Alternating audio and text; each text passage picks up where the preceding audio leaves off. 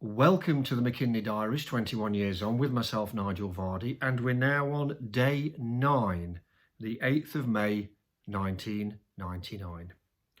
The sun opened my eyes at 9 o'clock in the morning. There was no getting up early on this one, and we dozed in until at least 10 o'clock. Now, this is not a problem. We had decided to take half a day off and try and catch up with ourselves and get some rest before we started getting ready to climb the rib. The sun was shining beautifully outside, and after a breakfast in bed, ooh, I like that. Now, here we are, the original bag. It is lovely and roasty toasty. In fact, it's a bit too warm, really. We decided, to have breakfast in bed, and then decided, as it was a lovely sunny morning, to air and dry our kit as it needed it. Now, bags like this, down-filled, are lovely. They're the best thing to have out in the cold, but if you get them damp, then you're in for a nightmare. So any opportunity we got where there was no wind and sun and it was reasonable, we'd put them out on the top of the tents to try and at least let them breathe a little bit. And Steve's, as I mentioned the night before, was pretty bad.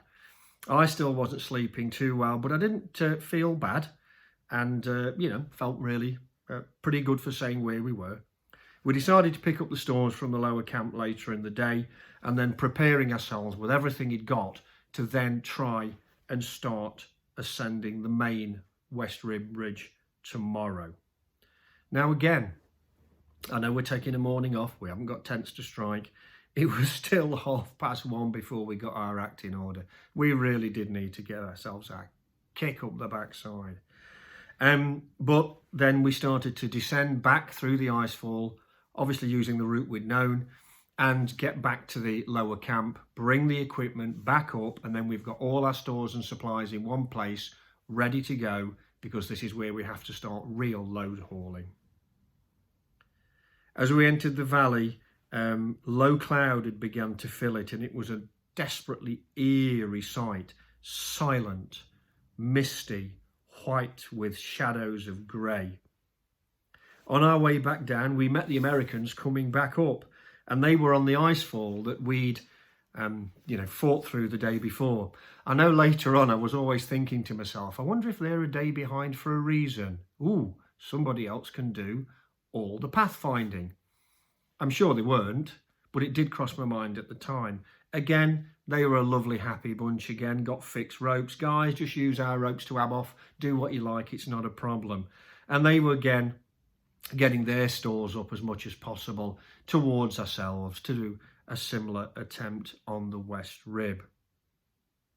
Falling snow began to fill the valley, and we were as quick as we can to get back down, get our equipment, get everything we could, and then basically get back to the base of the rib where our tents were. And I had quite a lot of fuel and food on board. Again, as I mentioned before, we use white gas, which comes in steel 1 gallon containers, liquid, and obviously packs of food just around the edges. And the last thing you want is a fuel leak, because then you've got to eat the food, you don't have an option. But even I don't like eating petroleum.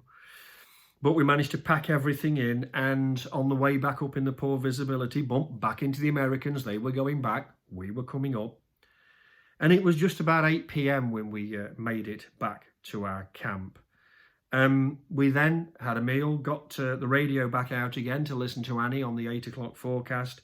Snow was forecast, showery snow, and 20-mile-an-hour crosswinds, which might not sound much to anybody at sea level, but high in the mountains in the ice and snow, that can be really quite bitter. Still, not impossible.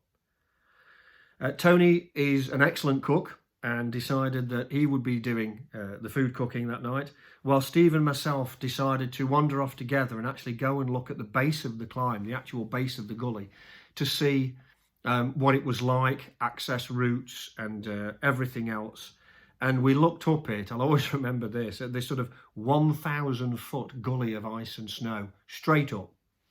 And that's what we've got to start trying to get all the kit up on ourselves and build camps on. It looked mightily impressive, but we decided we'd found the best way to it, marked it, went back to camp, and Ant fed us a marvellous pasta and sausage meal with soup, biscuits and coffee galore, which sounds excellent. But I still went to bed really, really cold apparently. Well, it's going to be a long night as well, because as my pen was running out or too cold, I've written here, my sleeping mat has burst and deflated and has gone down on me.